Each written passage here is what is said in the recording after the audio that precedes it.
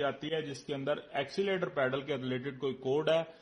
तो सबसे पहले इसके ऊपर 2 तार के ऊपर जो है 5 वोल्ट चेक करें, इसका अर्थ चेक करें, उसके बाद इसकी जो वापस वायर कंप्यूटर की तरफ जाते हैं वो वायरिंग चेक करें।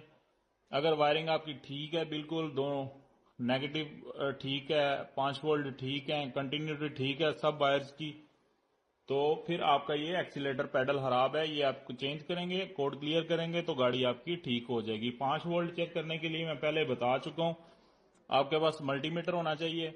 मल्टीमीटर से आप इसके 5 वोल्ट चेक कर सकते हैं। इसकी कंटिन्यूटी जो कंप्यूटर तक है वो भी आपको चेक करने के लिए मल्टीमीटर की जरूरत है। इसलिए अगर आप EFI गाड़ियों का काम कर रहे हैं तो मल्टीमीटर जरूर रखें, ठीक है।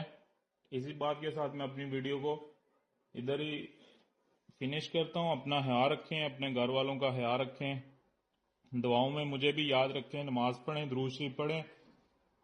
ऐसा करना दुनिया और आखिरत के लिए बेहतर है। जब भी कोई काम शुरू करें बिस्मिल्लाहिर्रहमानिर्रहीम पढ़ के, दुरूद शरीफ पढ़ के शुरू करें। अल्लाह ताला इंशाल्लाह आपकी हर काम में मदद करेगा। कोई भी ऐसा काम नहीं जो आप नहीं कर सकते, ठीक है। अल्लाह हाफिज। इंशाल्लाह ताला नेक्स्ट वीडियो में इंशाल्लाह फिर बात होगी। अस्सलाम वालेकुम।